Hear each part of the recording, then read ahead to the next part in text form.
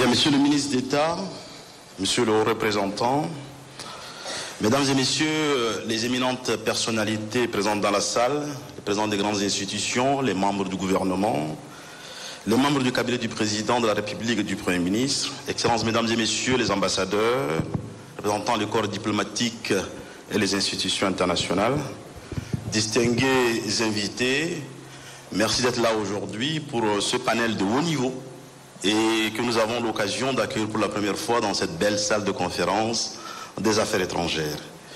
J'ai l'honneur de modérer un panel extrêmement difficile car il est rempli de personnalités de haut rang et qui porte sur la thématique retenue pour les 60 ans de l'organisation de l'Union africaine qui s'appelle aujourd'hui Union africaine. Ce rôle n'est pas facile mais je vais essayer de le tenir tout en commençant naturellement à présenter d'abord les différents intervenants que certains connaissent et d'autres ne connaissent un peu moins, et ensuite situer la thématique qui est choisie pour les 60 ans. Naturellement, je commence en premier par le ministre d'État. Le ministre d'État, ministre des Affaires étrangères des Tchadiens de l'étranger de la coopération internationale, son Excellence M. Mahamat Saleh Al-Nadif, avant d'occuper le poste actuel, était secrétaire général adjoint des Nations Unies, représentant spécial du secrétaire général des Nations Unies pour l'Afrique de l'Ouest et du Sahel et chef du bureau des Nations Unies pour l'Afrique de l'Ouest et du Sahel. Avant cette fonction, il a été de 2016 jusqu'en 2021 représentant des Nations Unies pour le Mali et la mission des Nations Unies au Mali. De 2012 à 2014, son Excellence a été représentant spécial de l'Union africaine et chef de la mission de l'Union africaine en Somalie. De 2010 à 2012, il était secrétaire général à la présidence de la République du Tchad. De 2006 à 2010, l'ambassadeur Mahamat Saleh Al-Nadif a été également représentant permanent de la commission de l'UA auprès de l'Union européenne. De 1997 à 2003, il a été ministre des Affaires étrangères du Tchad. Il a occupé certainement de hautes fonctions tant au niveau national qu'international et il a du coup capitalisé beaucoup d'expérience aussi bien sur le plan professionnel, technique et politique. Donc l'ambassadeur Mahamat Saleh Al-Nadif a au cours de sa brillante carrière a mené plusieurs activités pour le compte de chacune de ces organisations internationales, notamment celle qui nous concerne aujourd'hui, l'Union africaine. Il est détenteur de plusieurs distinctions honorifiques dans l'ordre national tchadien. Ainsi, il a été distingué chevalier de mérite civique au Tchad, chevalier de l'ordre national du Tchad, officier de l'ordre national, commandeur de l'ordre national, grand officier de l'ordre national, mais également, à ce jour, il est détenteur de la dignité d'ambassadeur, chevalier de la Légion d'honneur de France et commandeur de l'ordre national du Mali. Certainement, le CV est plus long. J'essaie de le raccourcir. Son Excellence, M. Basile Ikwebe, de nationalité congolaise, que j'ai l'honneur de découvrir aujourd'hui, depuis mai 2021, est le haut représentant de l'Union africaine au Tchad. Après avoir représenté vous-même votre pays auprès du système des Nations Unies, vous avez occupé pendant 8 ans le poste de ministre des Affaires étrangères de la République du Congo entre 2007 et 2015. Aujourd'hui, vous êtes très reconnu et vous êtes une figure marquante de l'Union africaine, notamment en matière de médiation et plus particulièrement au Burundi. Donc votre désir d'intervenir dans le domaine de médiation vous a conduit une fois, 2 fois et peut-être pour la 3e fois au Tchad. Précédemment, vous avez été également représentant spécial du président de la Commission de l'Union africaine au Burundi et dans les pays du Grand Lac. Monsieur Basile possède une riche expérience, aussi bien au niveau national qu'international dans son pays, et je le disais, il a été plusieurs fois ministre des Affaires étrangères pendant des années. Il a surtout représenté son pays auprès du système des Nations Unies en tant qu'envoyé spécial dans de nombreuses missions de paix sur le continent. Également détenteur de plusieurs dignités et distinctions, commandeur de l'Ordre national du mérite du Congo et détenteur de plusieurs décorations étrangères, notamment en France, en Espagne, en Bulgarie, au Rwanda, au Portugal, etc. Merci d'être là avec nous aujourd'hui pour ce panel. Le troisième intervenant que nous allons avoir, c'est l'inspecteur principal des finances, Dr Hassan Mohamed Idriss, inspecteur principal des finances de formation et docteur en sciences politiques et de gestion. Monsieur Hassan Idriss totalise plus de 20 ans d'expérience professionnelle de haut niveau. Très ouvert d'esprit, il s'investit beaucoup dans les milieux des jeunes, en quête notamment de connaissances et de perspectives d'avenir. Il a été pendant longtemps conseiller à la Cour suprême du Tchad. Il a rejoint ensuite la Cour des comptes de la CEMAC en décembre 2021, au sein de laquelle il a été élu par la suite procureur général par ses pairs, tant ses compétences ont fait autorité. Il a plusieurs casquettes, donc multi-compétences. À ses heures perdues, il est parfois peintre, poète, accident.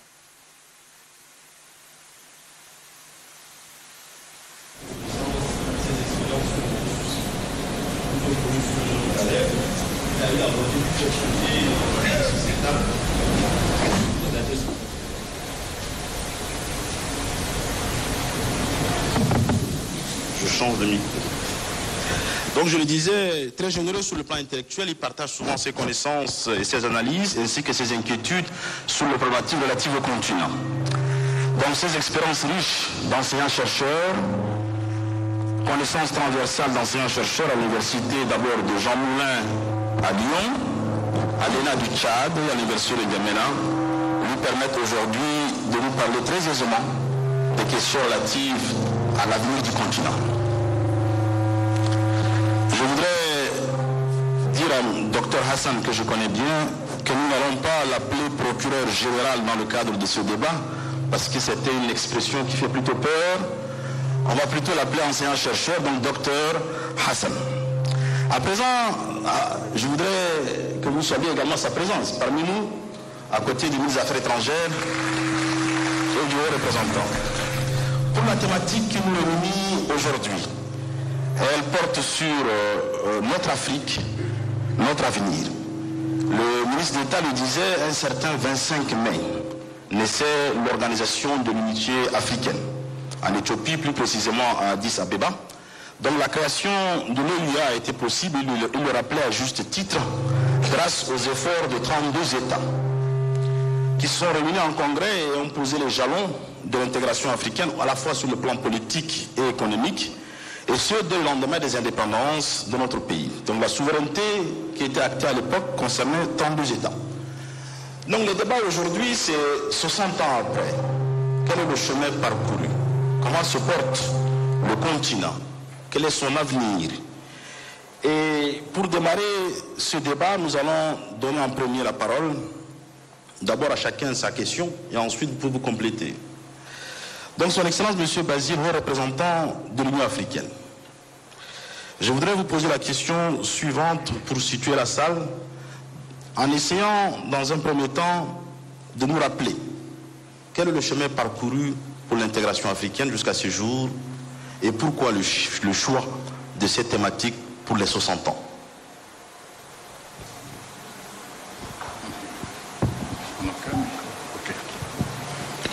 Merci. Une question difficile, hein? Je voudrais d'abord compléter les présentations que vous venez de faire pour dire que je n'ai pas les immenses talents de mon cher ami le ministre Anadif, mais je partage avec lui une distinction dans le cadre de notre métier. Il a été élevé à la dignité d'ambassadeur. Moi aussi, mais tardivement, c'est quand je suis à la retraite et au poste pour l'Union africaine à Bujumbura que j'apprends, il y a 2 ans, que j'ai été élevé à la dignité d'ambassadeur. Ça, c'est... Nous partageons cela aussi. Au-delà de cela, la journée que nous célébrons aujourd'hui doit être placée sous le signe de l'engagement. J'ai parlé de volonté politique. Le ministre d'État vous a dit tout ce que nous disons ici ne servirait à rien si les populations ne s'appropriaient pas les objectifs définis par les chefs d'État. Il s'agit d'un message fort, un regard sur le passé pour voir d'où on vient, où nous sommes et où nous allons. Et si vous regardez cela, ben c'est le verre à moitié plein ou à moitié vide. Tout dépend de ce qu'on attend. Vous me permettrez aujourd'hui de porter un regard qui n'est pas nécessairement celui de l'Union africaine. Je suis engagé sur ces questions, donc parfois je dérape. Parce que je me dis, on aurait pu faire mieux. Je fais partie d'une génération dans les années 60-70 qui militait dans les associations des étudiants africains en France. Nous avons eu des présidents célèbres qui sont devenus par la suite chefs d'État. Nous avons critiqué les pères fondateurs, nous avons dénoncé tous les maux du continent parce qu'on allait faire mieux. Aujourd'hui, je dois vous dire, on n'est pas fiers de notre bilan. Il y a parfois des reculs. C'est comme si on s'employait aussi à détruire ce qui était construit. Au lieu d'avancer, c'est un éternel recommencement. Les pères fondateurs, ils n'étaient pas tous docteurs. Certains étaient tout juste syndicalistes. Mais ils avaient la foi, l'engagement. Ils ont vécu la colonisation, ils ont compris le sens de la lutte. Quand vous écoutez les messages de Sékou Touré, vous dites oui, il y avait la foi, l'engagement, la détermination à libérer nos peuples. J'ai parlé tout à l'heure de Thomas Sankara. J'ai eu l'occasion de le rencontrer un soir, un an avant sa mort. Il m'a retenu, quand vous écoutiez cet homme-là, vous disiez, ok, à ce rythme-là, on ira très loin. J'avalais tellement ses propos que je n'écrivais pas. Il se dit, mais vous ne prenez pas note. Je dis, non, je préfère vous écouter. Il est entré dans sa maison, il est revenu avec un cahier d'écolier et un bic. Il dit, écrivez ça au moins pour mon frère Sassou. Il avait la foi. Et il brisait les montagnes. Certains ont dit démagogie. Non, il faut d'abord croire. Je ne veux pas citer une religion qui dit qu'au commencement était le verbe. Donc, le verbe, les mots précèdent l'action. Les pères fondateurs ont bâti. Et ils ont fait un effort de sacrifice. Parce que souvenez-vous, c'était le groupe Morovia, le groupe Casablanca. Ils ont surmonté cela pour créer l'OUA. Ils auraient pu se confiner sur leur position initiale. Ils ont dépassé cela. Ils nous ont légué un héritage d'indépendance que nous n'avons pas toujours su fructifier. Kadhafi a voulu créer les États-Unis d'Afrique et un gouvernement continental. C'était un objectif louable. Sauf que dans ce genre de projet, il faut de la méthodologie. Et un chef d'État avait dit, écoutez, quand vous sortez de votre lit, vous posez d'abord vos pieds par terre. On ne saute pas. Et tout à l'heure, je vous ai dit, le chemin le plus long, le voyage le plus long commence par le premier pas. Si vous avez des populations qui ne peuvent pas aller d'une frontière à une autre, comment pouvez-vous envisager déjà d'avoir un gouvernement continental? Le débat, c'est il faut raviver le panafricanisme. On a beaucoup fait, mais il reste encore plus à faire. J'ai dit sur les 50 ans à venir, on a déjà consommé 10. Il reste 40. À ce rythme, j'ai bien peur qu'on n'arrive pas au bout du chemin. Merci. Mais monsieur le représentant, permettez que je vous relance.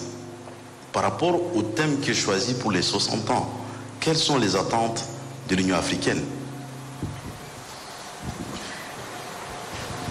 Nous avons donc l'agenda 63 qui fixe les objectifs. Il y a 7 attentes en matière de libération, d'indépendance politique, économique, culturelle, en matière de développement économique dans tous les secteurs. Nous avons ce qu'on appelle les comités techniques spécialisés dans toutes les matières, agriculture, élevage, industrie. Tout existe. Le problème, ce n'est pas la production conceptuelle ou programmatique dont j'ai parlé. Nous avons tout l'outil. Ce qui manque, c'est la mise en œuvre. Nous péchons par le défaut de mise en œuvre. Vous savez, je prends toujours cet exemple. Quand vous faites ressortir les contraintes qui engagent un État, parfois il peut être tenté d'adopter l'attitude de ce malade qui casse le thermomètre quand celui-ci indique une forte fièvre, comme si le fait de casser le thermomètre faisait baisser la température. Appliquons nos propres règles. Ayons le sens du suivi. Ce qu'on attend, c'est ça. On ne va pas inventer d'autres textes. Au contraire, il y en a même trop. Il y a quelqu'un s'est amusé à dire, mais vous dites qu'il faut consacrer 12% de votre budget à l'agriculture suivant le programme retenu à Maputo il y a déjà longtemps. 10% dans tel secteur, 20%. Mais quand on calcule le tout, vous êtes au-delà de 100%. Donc soyons réalistes. Les textes suffisent, il faut appliquer. C'est ça. Et il faut d'abord commencer par expliquer à nos peuples de quoi il s'agit. C'est pour ça que j'ai salué tout à l'heure l'effort du Tchad consistant à intégrer dans son arsenal juridique une convention que beaucoup ignorent. Il n'y a pas beaucoup de continents qui ont ce genre de convention. C'est la convention de Kampala pour prendre en charge les personnes déplacées à l'intérieur, pas les réfugiés. Il faut lire cette convention. Le Tchad veut s'approprier cela et c'est ça qui est encouragé. On n'attend pas d'autres textes, on attend que les États travaillent à la mise en œuvre de toute la production programmatique qui existe. Il n'y a pas autre chose. Merci. Merci à vous, j'y reviendrai. À présent, nous allons poser la question à Dr Hassan, économiste, procureur général auprès de la Cour de la CEMAC. Vous êtes enseignant, vous dispensez des cours sur ces questions de l'Union africaine. Il vient d'esquisser quelques éléments liés à la thématique. Quel écho cela vous fait, cette thématique, vous qui êtes enseignant dans les domaines de la diplomatie? D'une part et d'autre part, comment est-ce que vous voyez l'avenir du continent au regard de tous les problèmes que nous connaissons aujourd'hui?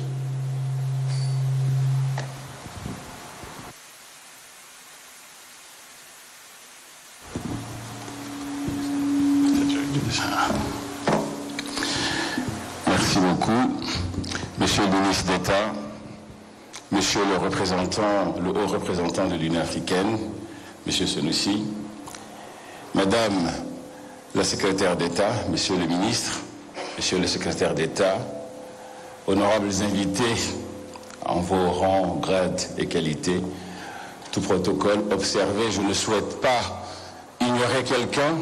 Je prends la parole parmi ces éminents ministres des Affaires étrangères de notre continent. Je ne dirais pas du Congo ni du Tchad, de notre continent. Et en ma qualité d'enseignant à l'ENA du Tchad, je me vois tout petit, mais revigoré par leur parcours, mais également par le parcours de notre continent. L'avenir de notre continent, en tant qu'enseignant, je le vois, un avenir radieux, parce que l'Afrique, à l'horizon 2063, pour respecter cet agenda, serait certainement le continent le plus important, avec 2,2 milliards d'habitants et avec 60 à 70% de jeunes, d'une population jeune, autant dire d'un capital humain sérieux qui sera travailleur, formé, bien formé, pour que l'avenir de l'Afrique soit un avenir que le monde entier va nous envier. Donc, ma vision pour l'avenir de l'Afrique est une vision positive, pour ne pas dire positiviste, et je pense que mes prédécesseurs qui ont pris la parole ont bien expliqué justement le rôle et surtout l'importance de cette Union africaine qui était jadis Organisation de l'unité africaine, qui s'est transformée en cette Union africaine qui fait aujourd'hui autorité, pas seulement en Afrique, mais dans le monde. Au sein de la communauté internationale, aujourd'hui l'Afrique parle d'une seule voix. C'est une force. Il y a quelques années en arrière, pratiquement la moitié du continent était en conflit interne ou de conflit avec d'autres pays voisins. Et avec les ingérences incessantes de puissances extérieures, l'Afrique était complètement déstabilisée, au point où certains de nos intellectuels sont allés même dire que l'Afrique est mal partie, comme l'a dit René Dumont, qui est français, mais Axel Kabou, congolaise, pour la relier à notre représentant de l'Union africaine, qui a dit « Et si l'Afrique refusait son développement ?» Vous voyez, à l'époque, c'était l'afro-pessimisme qui régnait chez nous, en Afrique. Tous nos cadres qui étaient formés, l'association des anciens étudiants africains de France, etc., à leur tête, Senghor et d'autres antillais à leur tête, Aimé Césaire, avait lancé l'idée, pas seulement de la négritude, mais de l'africanisme. Et cet africanisme était balbutiant à l'époque, parce qu'ils n'étaient pas sûrs, ils n'avaient pas de moyens. Aujourd'hui, cette jeunesse africaine qui a eu droit des cités, qui a pu avoir accès à toutes les grandes universités mondiales, n'a plus de complexe. Et elle aborde l'avenir avec sérénité. Et cette jeunesse-là a ce qu'on appelle un désir d'avenir. Et justement, en tant que dirigeants africains, ce que nous devons faire, c'est d'accompagner cette jeunesse africaine vers ce désir d'avenir. Mais ce désir d'avenir ne peut pas rester un slogan ou un vain mot. Il faut que ce soit un engagement de nos États africains. Il faut que ce soit une dynamique que notre jeunesse elle-même se l'approprie et s'engage pour améliorer et changer son quotidien. Voilà ce que je pourrais dire en quelques mots. Je peux revenir encore si vous le souhaitez. Merci beaucoup. À vous tout à l'heure. Excellence, Monsieur le ministre d'État, vous avez été grand témoin de la diplomatie africaine, la diplomatie tchadienne d'abord et ensuite africaine. Sur le plan international, vous êtes connu comme étant un leader charismatique. Vous avez vécu, vous l'avez dit en quelques mots dans votre intervention, le passage de l'OUA à l'UA. Quel souvenir, quel témoignage pouvez-vous apporter par rapport à ce passage-là?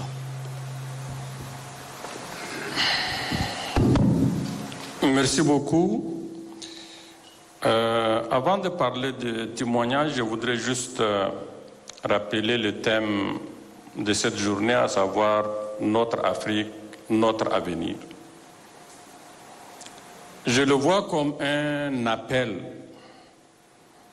à la jeunesse, aux Africains de façon générale, pour dire que nous n'avons pas d'avenir sans l'Afrique. Nous n'avons pas d'avenir sans une Afrique répondant à l'agenda 2063 dont il a été question tout à l'heure et qui, il faut le dire, a été engagé à la suite du 50e anniversaire de l'OUA Union africaine, à savoir 2013. Comme je l'avais dit tout à l'heure, je suis convaincu que les pères fondateurs, dans les conditions qui étaient les leurs, ont fait leur devoir en jetant les bases de l'OUA passée Union africaine. Et le reste est le défi qui est lancé à la jeunesse, qui est lancé aux populations africaines. Et comme je l'ai dit, on ne pourra rien faire si les populations, si les jeunesses africaines ne s'approprient pas cette conviction qu'on n'a pas d'avenir sans l'Afrique, parce que dans un monde qui partout se constitue en bloc, l'Afrique n'a pas d'avenir que de se constituer en un bloc, et surtout les conditions que vous avez énumérées tout à l'heure le démontrent, le prouvent. Moi, c'est vrai, j'étais témoin oculaire de ce passage de l'OIA à l'Union africaine, et donc souvent je prends des repères. Mes repères, c'est un peu le 25 mai 1963 qui a vu le lancement de l'Union africaine, de l'OUA. Et comme Basile l'a dit tout à l'heure, vous savez tous en ce moment les querelles entre le groupe de Casablanca, le groupe de Monrovia, quel est le compromis et à quel prix ça a été trouvé. Et par la suite, j'ai pensé à la déclaration de Sirte en 1999, le 9/9/1999. Cette déclaration de Sirte, on ne la comprendra pas si on ne la situe pas dans son contexte. On était à Alger pour un sommet de l'OUA en juillet 1999. Et je me rappelle, nous avons épuisé pratiquement tous les points à l'ordre du jour et la décision la plus importante était une décision sur les changements anticonstitutionnels. Comment traiter les cas de coup d'État?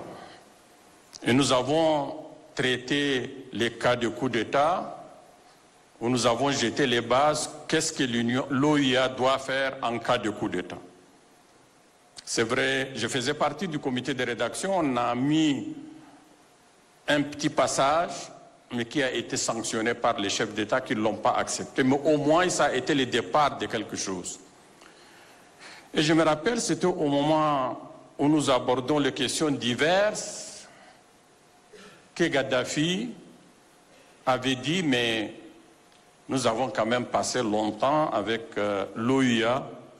Est-ce qu'il n'est pas temps de pouvoir réfléchir sur quelque chose qui va remplacer l'OUA? Et la salle était, parce que la question était posée brusquement comme ça, et les gens ont dit, ok, bon, mais si vous estimez que nous devrons engager une réflexion, le sommet est prêt. Et Kadhafi de dire, ok, moi je vous invite au mois de septembre à Sirte. L'invitation pour un sommet extraordinaire de l'OUA. Et nous sommes arrivés à Sirte, conférence ministérielle, conférence d'abord des ambassadeurs ministériels, et le sommet a commencé exactement le 8 septembre. On avait commencé le sommet dans la matinée, qui s'est poursuivi dans la nuit, et on n'arrivait pas à s'entendre. Parce que Kadhafi, comme l'a dit, pensait déjà aux États-Unis d'Afrique avec tout un ensemble de documents. Et on discutait dans la nuit du 8 au 9. Je me rappelle, on est arrivé jusqu'à minuit, 1h du matin. Et le président Idriss m'appelle pour me dire, de partir dire aux frères par derrière, frère Kadhafi, que vraiment son idée ne passe pas. Et qu'il faudrait qu'ils comprennent, dans la salle, il y a beaucoup déjà qui dorment et tout cela. Et l'idée ne peut pas passer, et autant arrêter les débats à ce niveau parce qu'il est l'hôte et c'est lui qui préside les réunions. Et je suis parti par derrière, lui souffler à l'oreille que vraiment à l'allure où vont les débats, il n'est pas facile d'arriver à un compromis. Il me dit quoi? C'est le président Idriss qui te dit ça? Je lui ai dit oui. Il me dit, ah, peut-être qu'il est fatigué, ce n'est pas un problème, mais nous, on va continuer. Et on a continué le débat.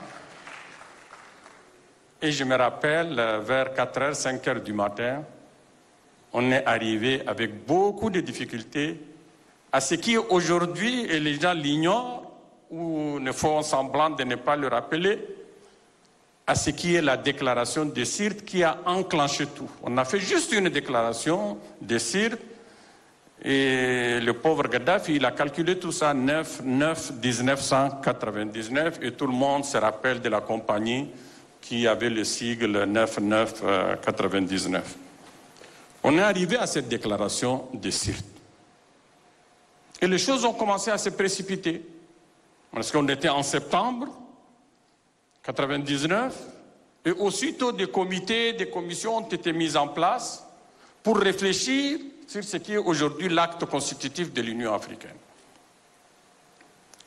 Nous nous sommes réunis plusieurs fois, et pour ceux qui se rappellent, le 11 juillet 2000, nous nous sommes retrouvés à un sommet à Lomé et nous avons pu finaliser l'acte constitutif de l'Union africaine. C'est pour dire que l'histoire ne s'écrit pas comme une science exacte et la politique est ainsi faite.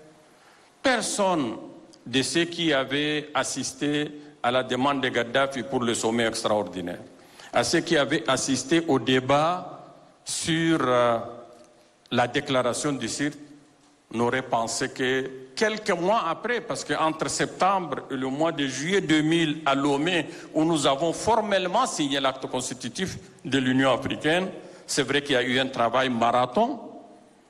C'est pour dire que quelquefois, c'est plutôt l'engagement qui est important. Et moi, je suis de ceux qui estiment que c'est plutôt aujourd'hui, on trébuche parce qu'il manque d'engagement politique.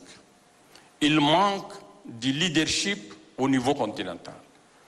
Je ne vais pas vous citer ceux qui étaient là, et vous devrez les connaître. Il y avait un vrai leadership au niveau du continent. Et moi, je dis toujours, manque d'engagement, manque de leadership.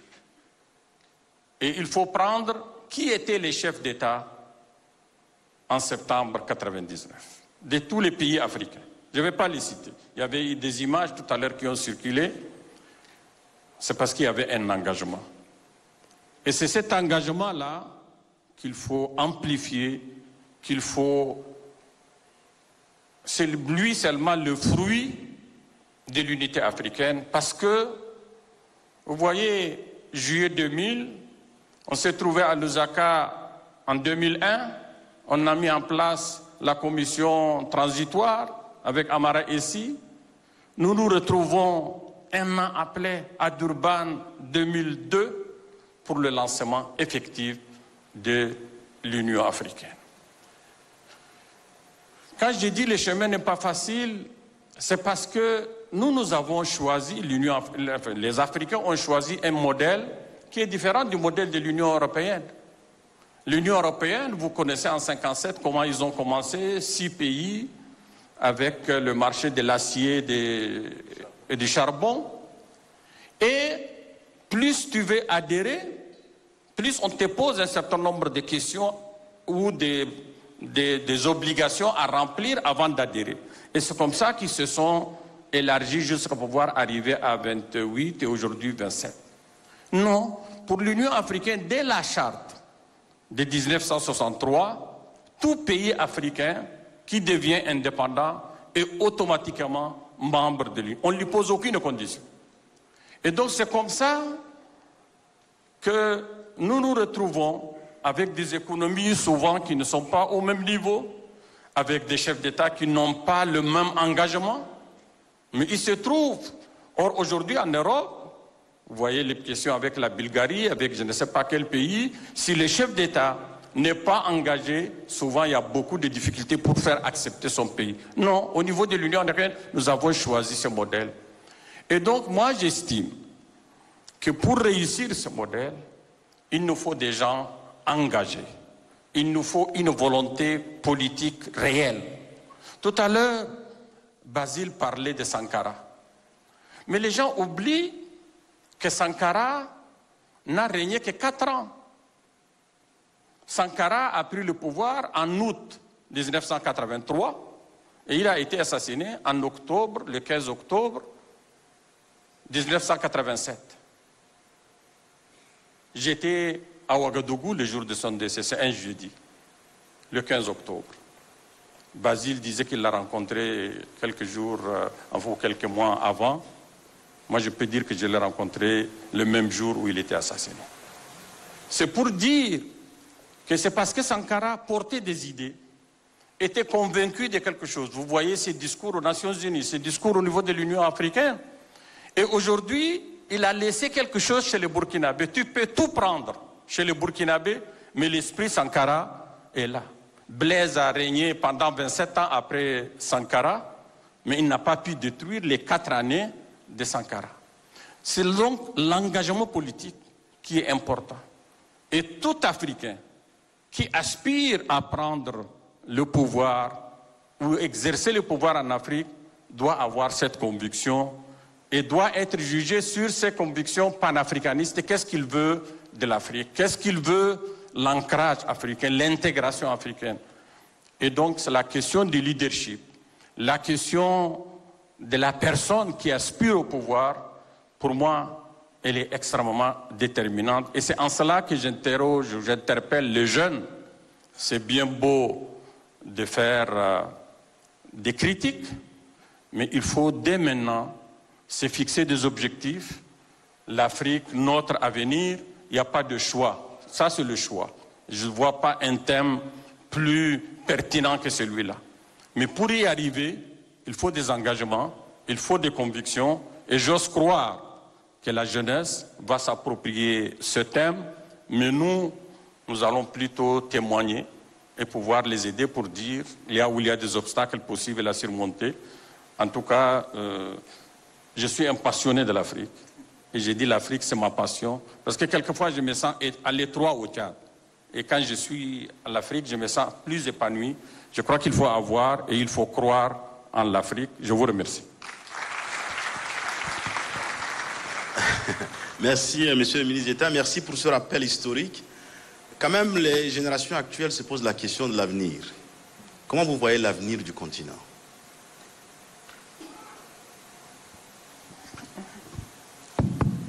Non, mais je parlais tout à l'heure. L'avenir est radieux. Je crois que le frère tout à l'heure avait dit que nous devrons avoir un regard optimiste. Pourquoi? Parce que l'Afrique recèle tout. Je n'ai pas besoin de dire toutes les richesses que le sous-sol, que le sol africain recèle. Ça, c'est d'abord un. Deuxièmement, c'est vrai, là où je n'ai pas voulu trop enfoncer le clou, j'ai dit qu'on ne peut pas réussir l'avenir de l'Afrique avec une commission qui joue le rôle pour le moment de secrétariat général. D'où, pour moi, il faut qu'on aille vers d'autres continents qui ont fait le choix de céder une partie de leur souveraineté. Or, malheureusement, en Afrique, alors qu'on cède nos souverainetés tous les jours, on est jaloux de les céder au profit du continent. C'est ça plutôt qui m'embête. Moi, je suis, et par exemple, je vois l'ambassadeur du Mali ici devant moi. C'est l'un des rares, le Mali de Modibo Keïta, d'avoir inscrit dans sa constitution que le Mali peut céder tout ou partie de son territoire pour l'unité africaine. Et ça est dans leur hymne national. C'est l'un des rares. Il faut qu'on aille vers ça. Je vois ma petite sœur Mariam dans la salle. Elle fait partie du comité de Kagame sur les réformes de l'Union africaine. J'ose croire et j'espère qu'il y aura des vraies réformes qui permettront à ce que l'Union africaine ou la Commission de l'Union africaine ne soit pas tout simplement un secrétariat comme dans le temps où le secrétariat général de l'OUA. On a changé, mais je me rappelle le jour où on discutait du pouvoir de la Commission, mais nos chefs d'État étaient réticents. Ils ne voulaient pas céder une partie de leur pouvoir. Or, je suis de ceux qui estiment qu'en fait, leur pouvoir ne leur appartient pas. Tous les jours, nous cédons nos souverainetés au Fonds monétaire international, à la Banque mondiale, à la BAD. Notre souveraineté est relative. Et donc, croire qu'on a notre souveraineté, non. Si elle est cédée au profit de l'Afrique, au profit de l'intégration africaine, moi je crois que c'est plutôt vers la bonne direction. Et j'estime qu'il nous faut aller vers ça, avoir des dirigeants avec des convictions et avec la capacité de pouvoir dire l'avenir, c'est l'Afrique. Et tout doit être fait au profit de l'Afrique. Merci. Maintenant que vous savez un peu plus, vous en savez un peu plus sur le parcours de chaque panéliste et que le décor est planté par rapport à la thématique, nous allons maintenant ouvrir le second temps des échanges pour rester dans le temps. Et comme nous avons plusieurs travées, nous allons prendre une question par travée dans un premier temps et ensuite, si le temps nous le permettra, nous en prendrons une deuxième. Donc nous allons commencer par la travée de droite s'il y a quelqu'un qui souhaite poser une question. En posant la question, ça serait bien qu'il se présente et qu'il aille droit au but.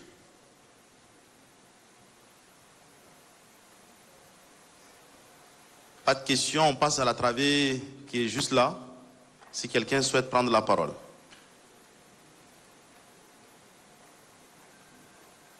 Oui?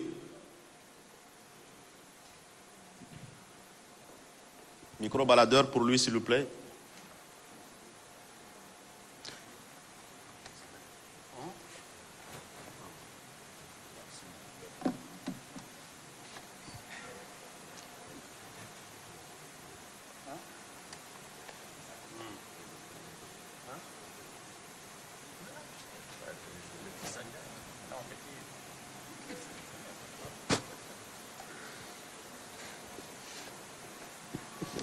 Oui, allez-y. Ok. Merci à leurs excellences et bonjour à toute la salle. Je suis Aboubakar Siddiq Mohamed Abagana, directeur de la communication, de la documentation et des archives du ministère des Affaires étrangères. J'aimerais d'abord remercier les panélistes pour les discours fructueux qui a permis à la jeunesse d'ouvrir un peu les yeux par rapport à l'avenir de l'Afrique. Et la question que j'aimerais poser est que dans les discours de leur excellence, il est ressorti que s'il faut, si on veut vouloir voyager un peu plus loin, il va falloir d'abord mettre le premier pas. La question que j'aimerais poser est que pour parvenir à l'avenir de l'Afrique, est-ce que ce premier pas est déjà posé? Et si oui, quelles sont les réalisations déjà faites et quelles sont maintenant les procédures pour permettre à la jeunesse de s'imprégner également de ces réalités et aller de l'avant? Merci. Merci. Au milieu. Oui. Allez-y, madame.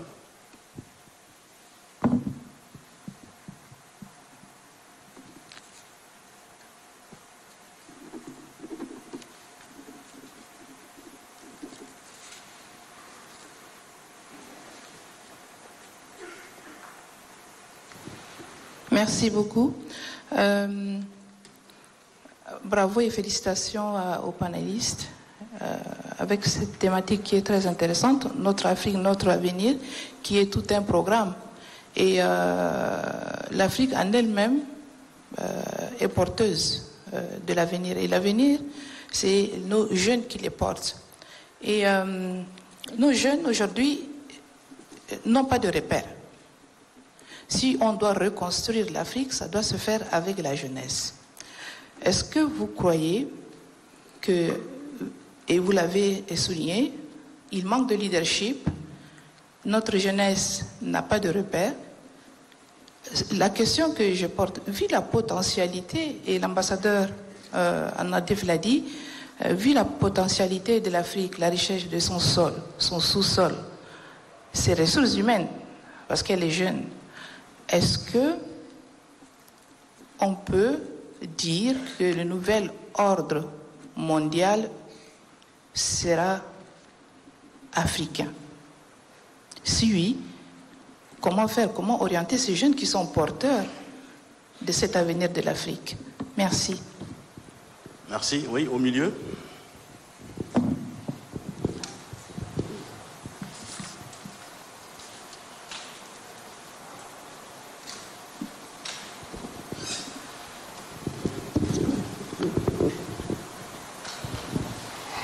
Bonjour à tous, c'est Mohamed Othman Abdelkarim, enseignant-chercheur à l'Université de N'Djamena. Je voudrais tout droit poser une question à son Excellence Monsieur l'Ambassadeur, Maman Saleh, par rapport à la question de l'engagement ou bien de leadership des Africains. Avant-hier, je me rappelle, le ministre des Affaires étrangères ukrainien est venu à Addis demander aux Africains de sortir de ces cases de non-alignement. Et comme vous dites, nous ne sommes pas du tout insérés dans la décision mondiale. Et le moment est venu pour que l'Afrique décide au moins, élève le doigt pour dire quelque chose de ce qui se passe entre l'Europe et la Russie. Mais malheureusement, on se case encore à ce qu'on appelle le non-alignement. Alors, comment vous voyez, Monsieur le ministre? Vous demandez l'engagement et en même temps, on ne peut pas décider. Alors que nous sommes plus de 54 États.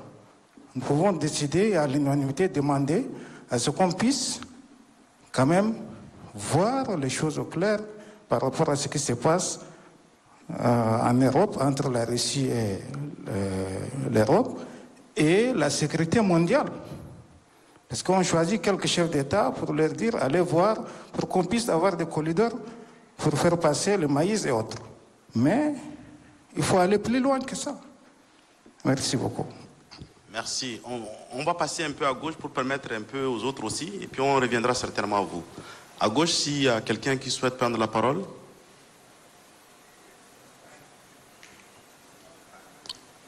Oui, allez-y, monsieur.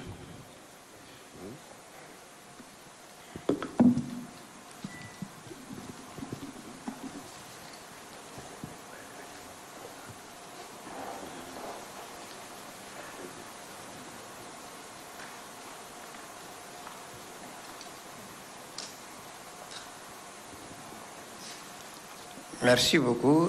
Je vous remercie de m'avoir donné la parole. Le ministre d'État, le ministre des Affaires étrangères, avait, dans son élocution, a dit il attire l'attention et il remercie. On a un hommage mérité à la créateur. Il dit que tout le monde le connaît, mais on n'a pas connu son nom, mais quand même on connaît quelques-uns.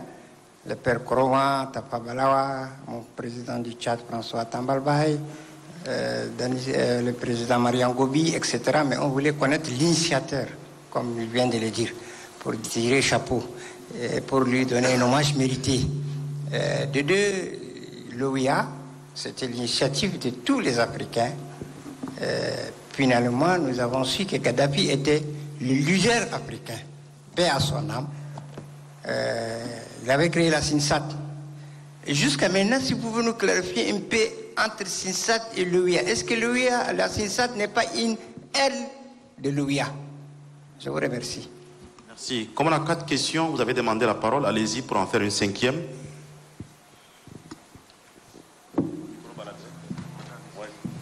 Le protocole m'a fait signifier tout à l'heure que ça serait bien que les personnes se présentent, même si vous êtes bien connus dans certains milieux. Madame la ministre des Affaires étrangères. Allez-y. Merci. Achille Kalata Mamad, ministre de l'Aménagement du Territoire, l'Urbanisme Habitat. Ma question est pour l'ambassadeur Basile. D'abord, je salue hautement le parcours de 2 aînés, son Excellence, Monsieur le ministre d'État, ministre des Affaires étrangères du Tchad, Monsieur Anadif, et le représentant de l'OUA au Tchad, Monsieur Basile. J'ai une préoccupation première. On nous chante souvent l'Afrique et sa jeunesse. Je voudrais un peu aller dans le même sens que ma sœur Ashta Daman sur le devenir de la jeunesse. quand on lit les incontournables réseaux sociaux, on trouve une jeunesse trop engagée et qui est complètement à l'opposé de ce qu'on regarde officiellement, de ce qui est dit officiellement dans les discours de nos chefs d'État ou de nos représentants. Est-ce qu'au niveau de l'Union africaine, on prend en compte cette jeunesse-là, qui est revendicatrice de beaucoup d'idéal? Est-ce qu'on travaille dans ce sens en pensant que cette jeunesse peut être ou occuper même le leadership? Merci. Merci. Nous allons laisser le temps maintenant à nos panélistes de répondre. Son Excellence, M. Basile, il y a une première question qui concerne les premiers pas. Est-ce que le premier pas a été posé? Pour la jeunesse, qu'est-ce qui reste à faire et quelle est la procédure à suivre? C'est le directeur en charge des archives du ministère qui a posé cette question.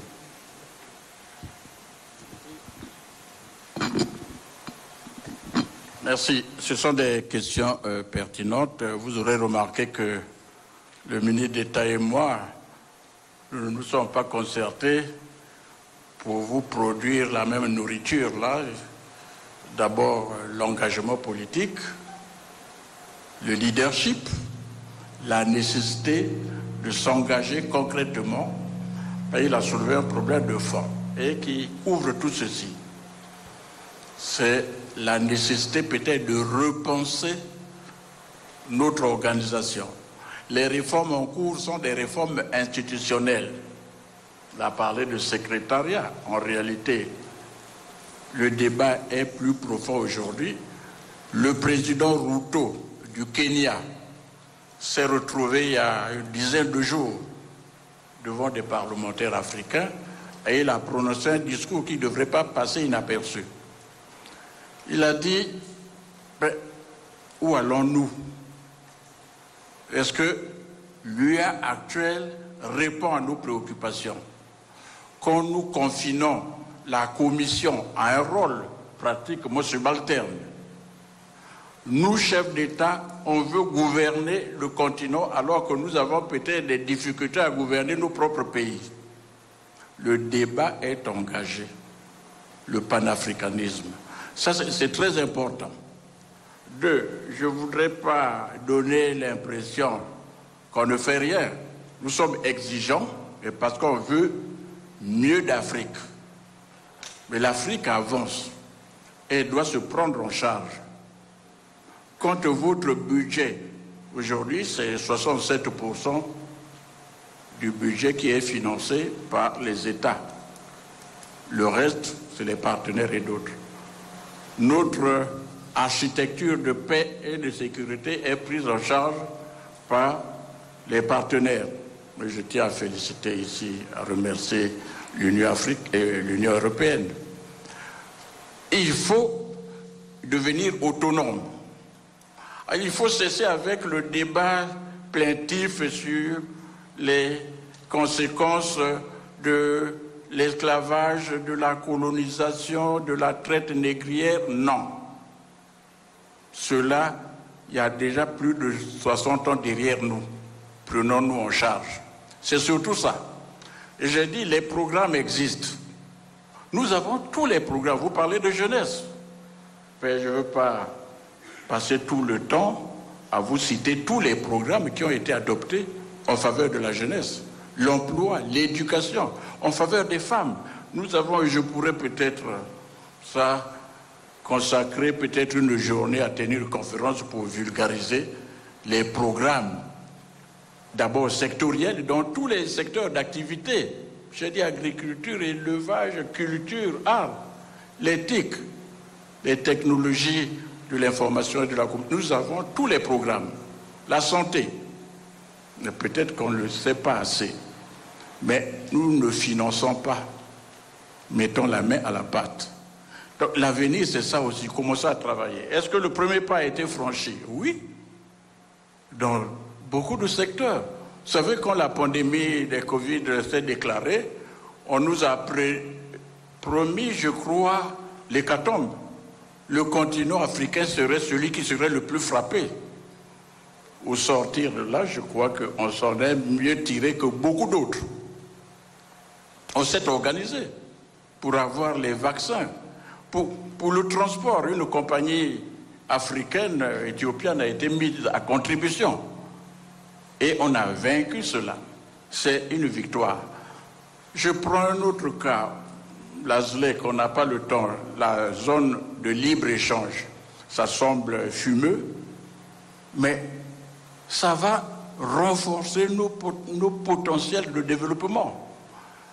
J'étais venu ici remettre un message au président, le défunt président Idriss Déby Itno, sur la relance de la CEAC. Et comme il me connaissait, il dit, monsieur le ministre, à quand le chemin de fer Brazzaville-N'Djamena? Monsieur le président, le chemin de fer Brazzaville-N'Djamena, il dit, bon, vous ne savez pas, le président Lissouba nous l'a promis à Tunis. Il a réuni tous les chefs d'Afrique centrale. Il a parlé de ce projet. J'ai dit, ça viendra un jour, monsieur le président.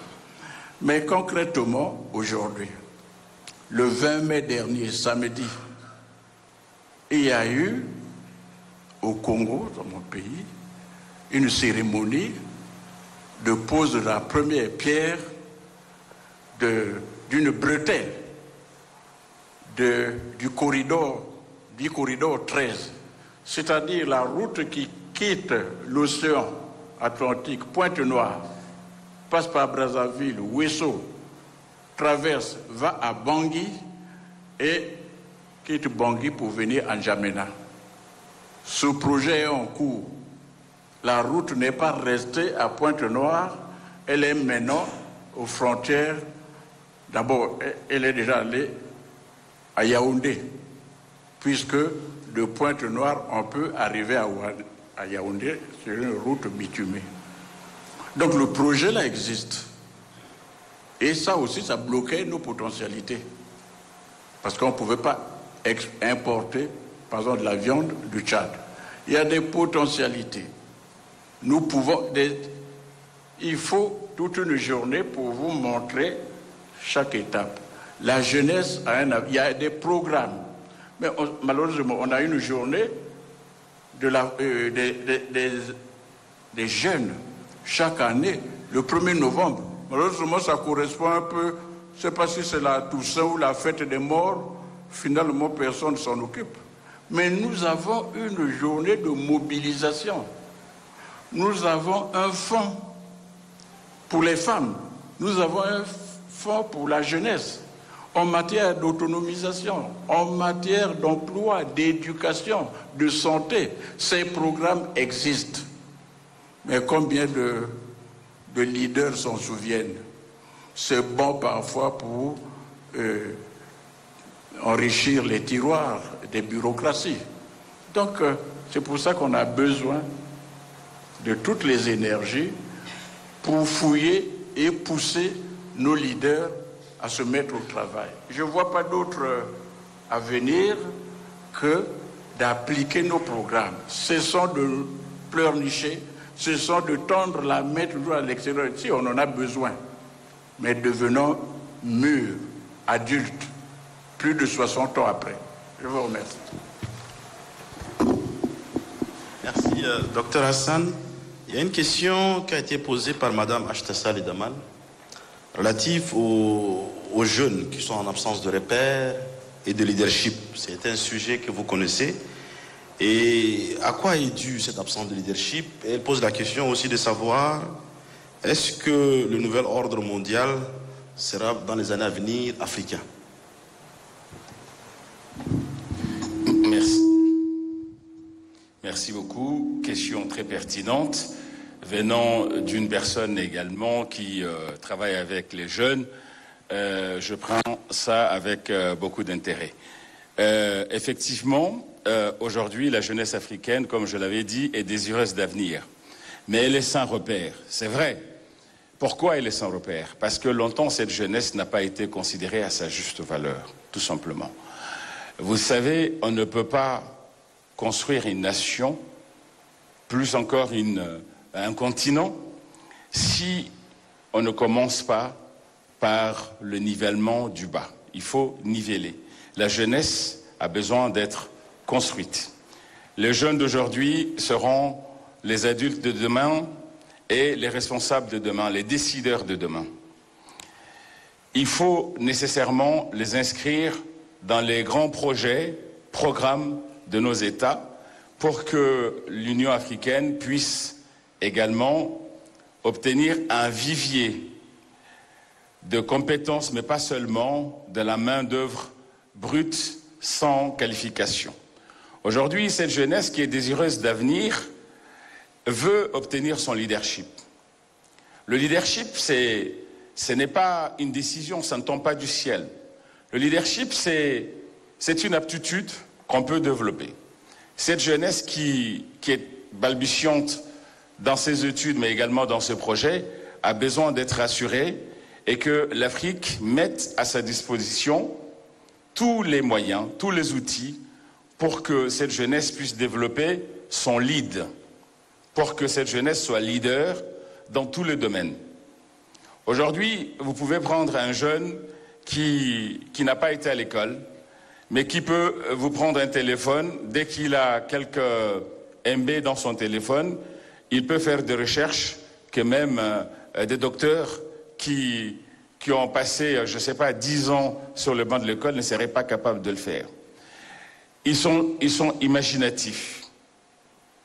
C'est vraiment, comment dire, cette jeunesse-là, c'est une force brute. Elle a besoin, c'est comme un diamant qui a besoin d'être poli. Il faut polir cette jeunesse.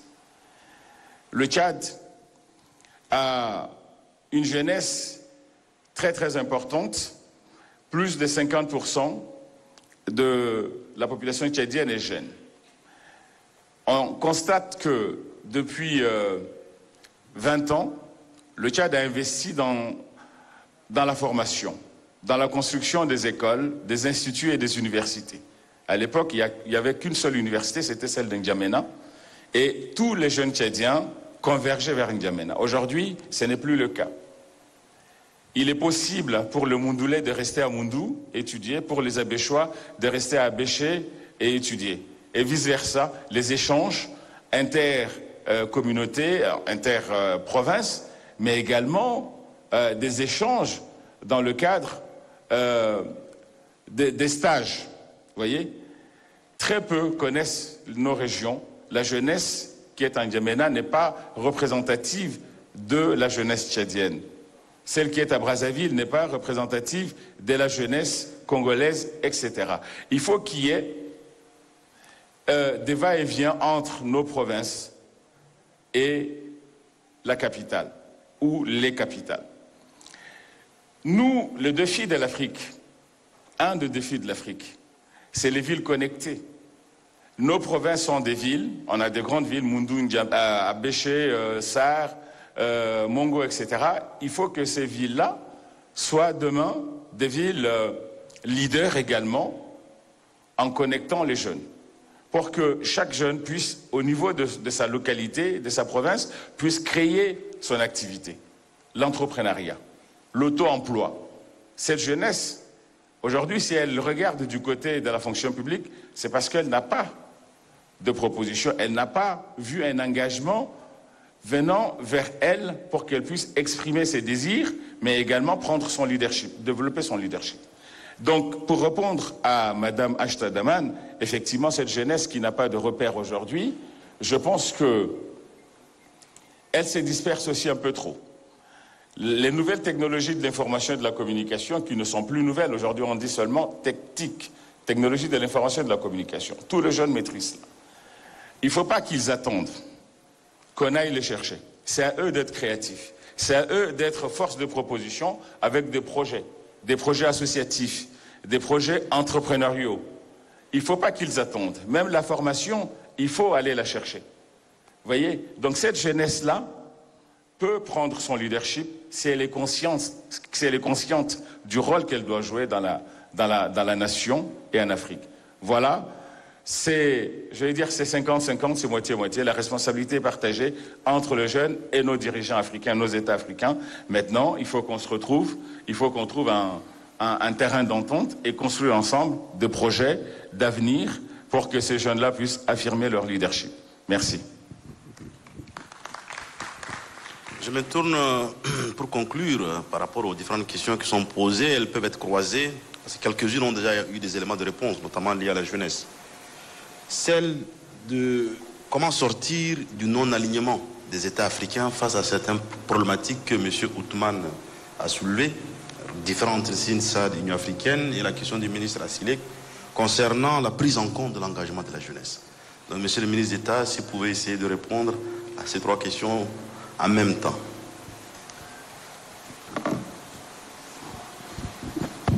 Donc, je crois que pour ce qui est de la jeunesse sans repère, franchement, je suis à 100% d'accord avec le professeur. Je ne dirai pas plus. Pour ce qui est de la question de sortir du non-alignement, je crois qu'elle est un peu plus complexe. Elle est un peu plus complexe. Vous savez que le mouvement de non-aligné était créé déjà dans les années 50-56. Mais au-delà de la mise en place d'une plateforme ou d'un mouvement, c'est son indépendance et la défense de ses intérêts qui déterminent tout. Qui aurait pensé qu'un continent, comme on l'a dit, aussi riche que l'Afrique, puisse être impacté par l'Ukraine en termes de même engrais, en termes de blé, alors que l'Afrique ne devrait pas manquer ça. Donc, une fois de plus, je crois que c'est l'économie qui doit dicter le politique. Et tant que tu n'es pas indépendant économiquement, tu ne peux pas être maître de ta décision politique. D'où l'idée de l'industrialisation de l'Afrique, comment transformer ces matières premières dans le continent, créer de l'emploi pour les jeunes, mais être autonome sur un certain nombre de choses avec tout ce que nous avons comme richesse. Je crois que c'est une piste vers laquelle, mais il faut être autonome économiquement pour être libre de sa décision. Maintenant, la question de la CENSAD. Bon, vous savez que l'Afrique, l'OIA, et même après l'Union africaine, a ce qu'on appelle les 5 piliers d'intégration de l'Union africaine. Ce sont les 5 communautés économiques régionales. Les 5 communautés économiques régionales, initialement, c'est l'UMA, Union du Maghreb arabe, qui concerne les pays du nord du continent. Il y a la CAC que vous connaissez plus que d'autres, qui concerne les 11 pays de l'Afrique centrale. Il y a la CEDEAO qui concerne l'Afrique de l'Ouest. Il y a la SADC qui concerne l'Afrique australe.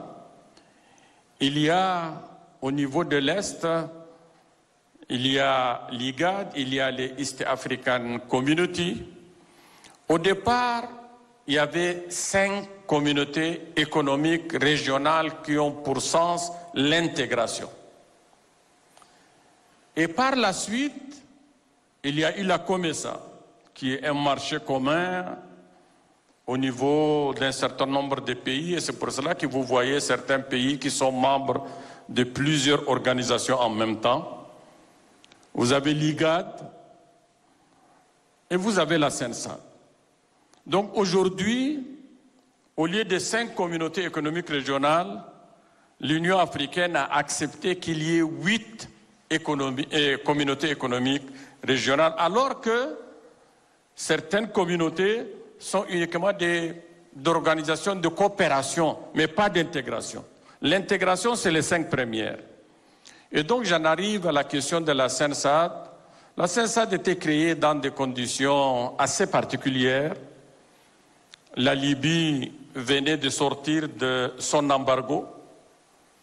Et par solidarité, les 5 pays du pourtour sahélien, parce qu'initialement, la CENSAD, les membres fondateurs de la CENSAD sont 6 pays seulement. Il y avait la Libye, il y avait le Mali, le Burkina Faso, le Tchad et le Soudan. Les 5 pays du pourtour sahélien plus la Libye. C'était ça les membres fondateurs et c'était vraiment initialement, c'était le 2 février 1998 d'ailleurs que nous avons signé l'acte créant la CENSAD. C'était une organisation de coopération. Et l'une des mesures premières, c'était d'abord par solidarité avec la Libye. Et malheureusement, enfin peut-être heureusement, je n'en sais rien, nous nous acheminons vers un sommet de la CENSAD qui va décider du sort. Brusquement, la CENSAD s'est élargie et j'ai quitté entre-temps mon pays, mais j'ai vu une fois où la CENSAD est allée jusqu'à presque la moitié des pays membres de l'Union africaine. J'étais de ceux qui, à un moment donné, avaient dit que la CENSAD a perdu son âme. Parce que nous l'avons créée dans un autre état d'esprit. Et par la suite, ça s'est élargi. Maintenant, c'est en train de se rétrécir parce que Kadhafi n'est pas là non plus. La Libye connaît ce qu'elle est. Elle est le pays du siège. On ne sait même pas le siège provisoirement. On l'a amené à N'Djamena.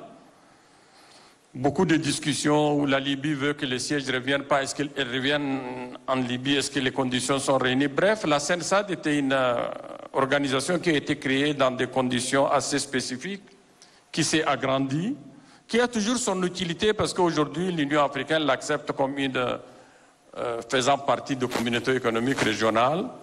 Nous aurons un sommet à Niamey le 23-24 juin, que j'espère va relancer cette organisation qui désormais fait partie de l'arsenal d'intégration au niveau du continent africain, à savoir les 5 plus 3, les 8 communautés économiques régionales communément appelées CER. Voilà un peu ce que je peux dire, Monsieur le DG, Monsieur le modérateur. Merci. Malheureusement, nous ne pourrions pas engager une deuxième série de questions. Nous sommes déjà à midi. Nous allons demander individuellement à chaque panéliste de nous dire en 2 ou 3 mots, 1 minute maximum, c'est le message que vous souhaitez que la salle retienne de votre intervention par rapport à la thématique « Notre Afrique, notre avenir ». Excellent, Monsieur Basile. On commence par vous. Oui. Le thème, c'est à la fois notre Afrique, notre avenir, mais également celui de l'année en cours, l'accélération de la mise en œuvre de la zone économique, des zones de libre-échange continentale. Je crois que c'est un vaste projet qui va générer beaucoup de transformations économiques, sociales et humaines. Parce qu'au lieu de créer les États-Unis d'Afrique du haut, cette fois-ci, on part du bas, puisqu'on va brasser les populations. Pas seulement la circulation des capitaux, des biens et services, mais aussi des hommes, des femmes. Ça, c'est un vaste projet. Et l'année, on est à la moitié de l'année, et il faut absolument que chacun prenne conscience de ce vaste projet. Le président de la Commission a eu l'occasion cette année d'évoquer quelque part une situation où un pays d'Afrique centrale commandait de la viande en Argentine, alors que le Tchad en produit suffisamment. J'étais surpris d'apprendre aussi que dans la zone CEMAC, contrairement à ce qu'on croit, le Tchad est le plus grand producteur de poissons. Alors qu'on se disait, le Gabon, le Cameroun et le Congo avec les fleuves, non, c'est le Tchad. Il y a beaucoup de produits. Et ça peut constituer un capital de développement immense. Donc, réfléchissons à ça. Ça, c'est des projets, on n'imagine pas, on dit zone de libre-échange, c'est quoi? Mais ça concerne la vie de chacun. Je crois que c'est ça. 1. 2, il faut repenser l'Union africaine, c'est-à-dire relancer le débat sur le panafricanisme. Non pas en... Bon, c'est la supranationalité. On n'a pas besoin d'États unis pour conférer certaines compétences à la Commission. mais chacun garde ses compétences. C'est le cloisonnement. Dès que vous touchez à ceci, c'est la souveraineté. Apprenons à édifier des organes qui jouissent d'une certaine supranationalité. Ça, c'est important. Et enfin, leadership éclairé, sans doute, mais engagé et proactif. Vous savez, apprenons à nous débarrasser des réflexes d'entendre toujours c'est les autres. La faute aux autres, c'est pas nous. Mais la faute, c'est nous. C'est ce que je voulais dire. Merci. Docteur Hassan, 2 ou 3 choses à retenir de votre intervention par rapport à la thématique. Merci beaucoup. Je voudrais qu'on retienne que l'Afrique est le continent du futur. C'est important, parce que les raisons sont multiples. Elles sont bien connues. Une jeunesse active est désormais bien formée. Les terres arables, les ressources minières non exploitées, la transition démographique qui fera passer la population africaine de 1,3 milliard aujourd'hui à 2,5 milliard en 2050. C'est important que tout cela soit pris en compte. Ce sont des atouts, mais on peut légitimement penser que tout cela comporte des difficultés. Nous devons réfléchir sur les solutions à apporter pour corriger et solutionner ces difficultés-là. Le deuxième message que je voudrais faire passer, c'est que les gens retiennent, au sortir de cette salle, quelle est la place de l'Afrique au sein de la communauté internationale dans le concert des nations. La place de l'Afrique est importante. Pourquoi? Parce que déjà, de par sa superficie, de 30 450 873 km², l'Afrique est en principe le 2e, pour ne pas dire le 3e continent le plus important, si l'on compte l'Amérique comme un seul continent. Parce que si on sépare les Amériques, l'Afrique devient le 2e, mais si on compte les Amériques comme étant une seule entité, l'Afrique devient le 3e. Ce qu'il faut vraiment retenir, c'est cette position qui est enviée et reconnaître que l'Afrique est devenue la première frontière mondiale de la croissance économique.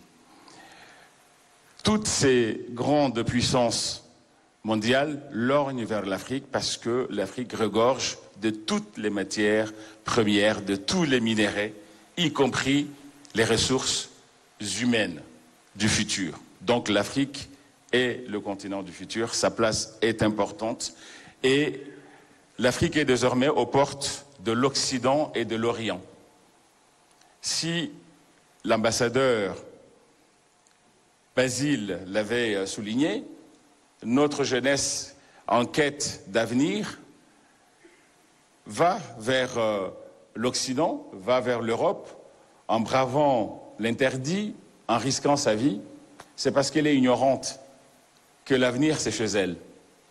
Que personne n'a porté le message aujourd'hui à cette jeunesse pour dire « Prenez patience, l'avenir est chez vous. Nous allons réfléchir ensemble. Les solutions ne vont pas se trouver sans vous, mais avec vous. Venez vers nous, soyez force de proposition. » Voilà un peu ce que je voulais dire pour clore mes propos. Merci beaucoup. Merci, excellent, monsieur le ministre d'État. Votre mot de la fin. Non, moi j'estime que j'ai beaucoup parlé et vraiment mon mot de la fin, c'est vraiment remercier l'assistance. Parce qu'au départ, on était venu pour une cérémonie commémorant l'anniversaire et qui a été suivie par cette conférence débat. Vraiment, je suis plutôt impressionné par l'intérêt que ça a suscité et que tout le monde pratiquement est resté pour suivre ce débat. Pour moi, c'est ce que je retiens comme élément positif. Et une fois de plus, je voudrais réitérer vraiment mes remerciements à tous ceux qui ont pris part à cette cérémonie et surtout ceux qui ont eu la patience de rester suivre ce que nous avons dit. Il y a de l'intéressant, mais il y a des moins intéressants aussi. Je vous remercie. Merci à mon tour de remercier les panélistes, Dr Hassan, qui a pas mal contribué à ce débat, l'ambassadeur Basile, monsieur le ministre d'État, c'était un plaisir de modérer les échanges, les débats avec vous. Merci à vous tous pour votre écoute et votre disponibilité, les pertinentes questions. Et surtout ceux qui ont eu la patience de rester suivre ce que nous avons dit. Il y a de l'intéressant, mais il y a... Bien, comme je suis en différé, je préfère m'arrêter là. Merci à vous tous et bon appétit.